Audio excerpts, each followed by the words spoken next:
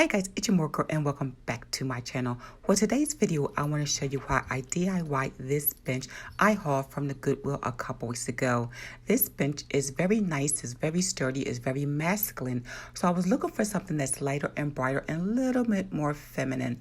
Okay, so I'm going to show you the supplies I got. And again, I am not a seamstress, nor do I reupholster. So this is just my version on how I DIY this bench. All right guys, let's get started. Supplies I got from Home Depot was Varathane stain and polyurethane and espresso black. This is like an espresso color that's really dark and black. And I actually got the stain and poly brush to go along with it. I got two different grits of sandpaper, the 320 and the 60 grit. Okay, one is a little bit thicker than the other one is more fine. So the next thing I did was I got a curtain. Yes, I got this Eclipse curtain that's only 63 inches and I used every inch of this curtain.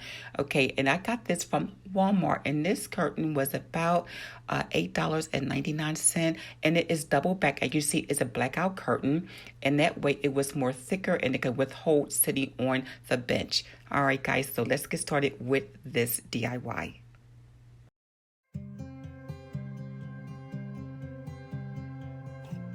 First thing I want to do is remove all the screws and the hardware from this bench.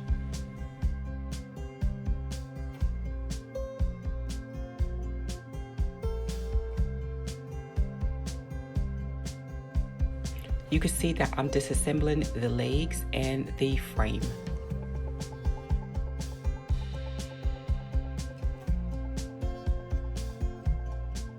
Just make sure when you disassemble that you remove all your screws and put them in a safe place.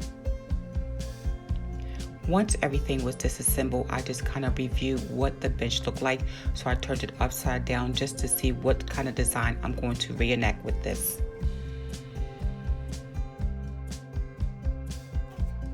Okay, I'm going to cut away the covering for the bench, and also I'm going to keep the bottom of it, the dust cover, so I'm going to reuse that.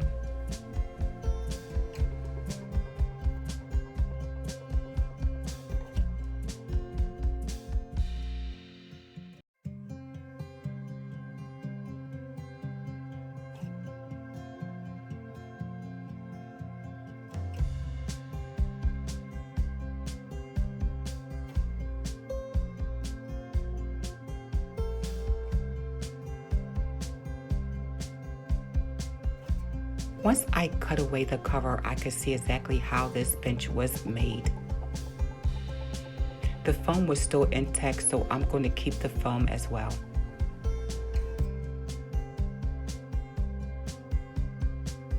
Here on the upside down that they actually made panels on this bench, and they also have tacks here to pull it through the hole, so I'm going to reenact that as well.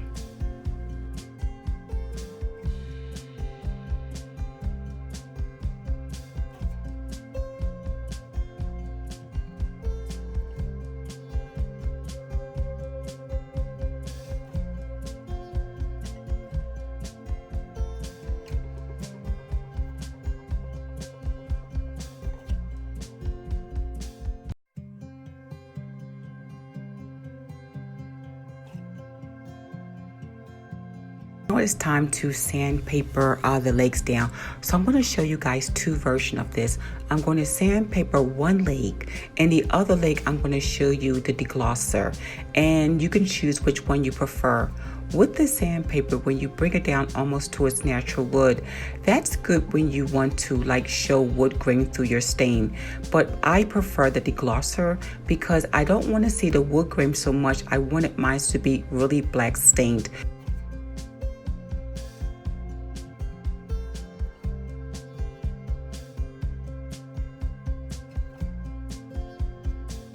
What the deglosser does is actually deglosses it, so it takes the sheen off of your stain or paint or anything like that, so you can actually put another paint on top of it because it adheres it, and it becomes this like sticky, tacky residue. So when you use your paint or stain, it actually adheres to the surface of whatever you're painting.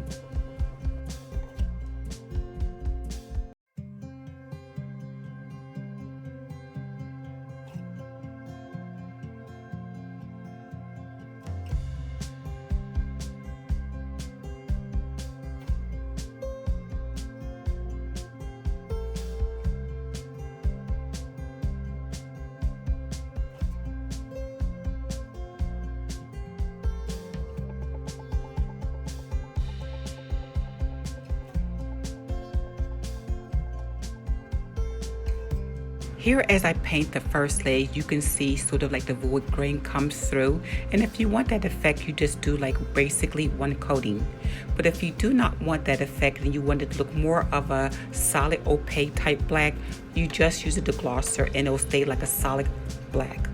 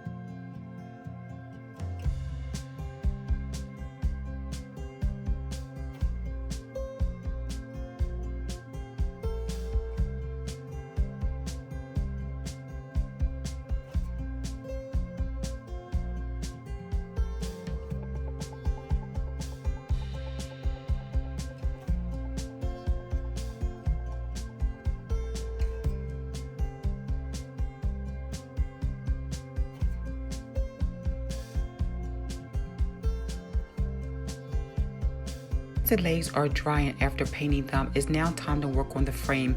So I'm measuring how much material I would need to make the frame and the cover of the bench.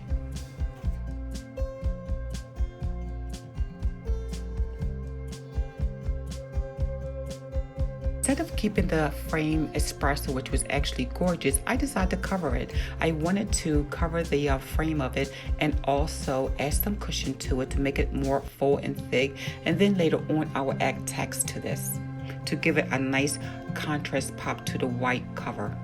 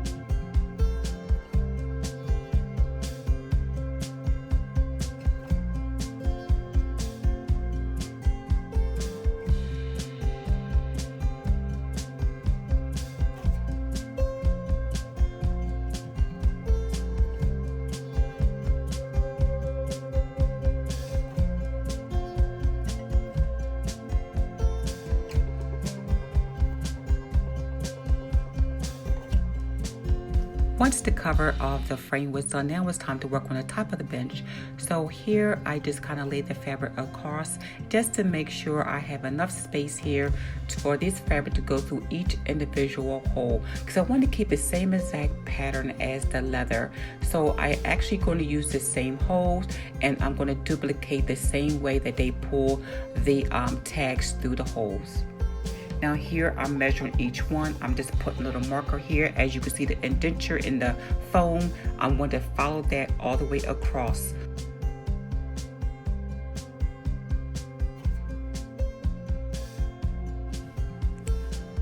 Here, as you can see, I sewn each seam about 1/4 of an inch, and I just wanted to make sure each one was lined up with the indenture in the foam.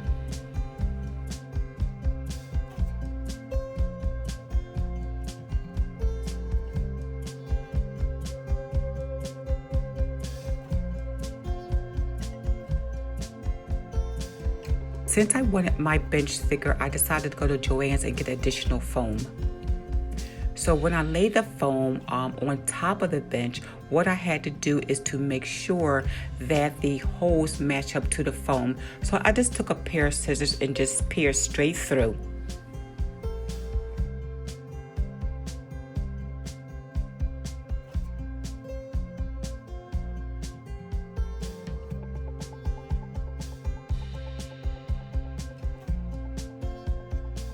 Once I know everything was lined up, I got all my seams correctly measured. It was time to add the tags to the seams and then to add this material to the bench.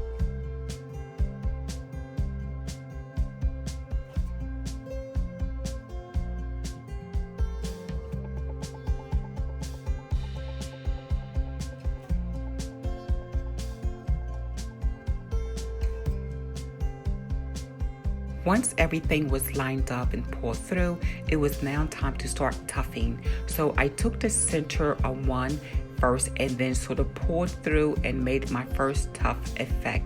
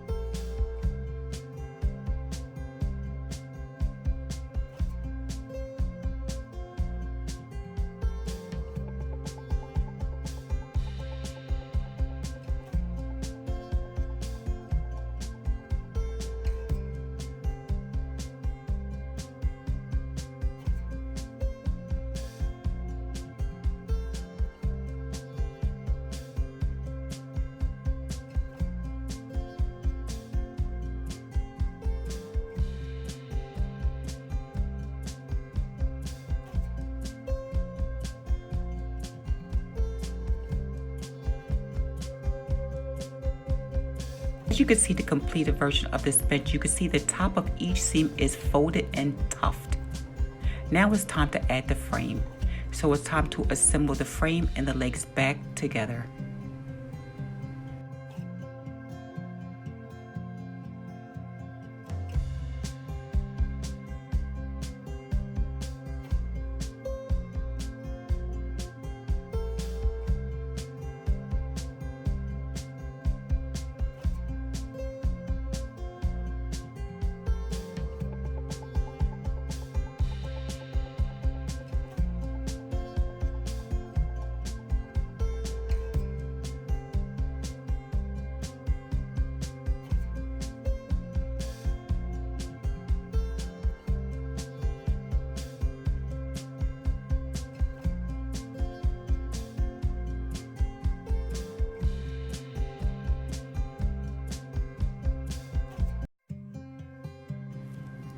After I had the bench fully assembled, I then decided to add embellishments, and I'm like, oh my goodness, I needed to add buttons to finish this and tags.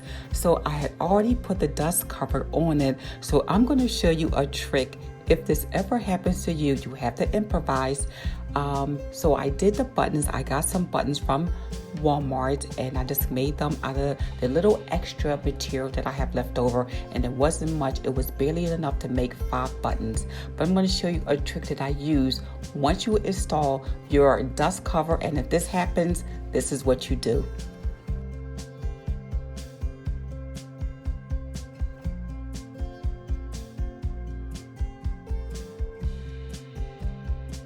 Now, once the buttons was on, it was time to add the tags. So I'm going to measure here 1 inch apart from each other. So I didn't have a hard ruler at the time, so make sure you measure properly. And as you can see here, they all 1 inch away from each other. I got the tags from Walmart. They were cheaper to get them there than Joann's. So make sure you get some of your stuff from Walmart. I think they only cost about $2 and some change.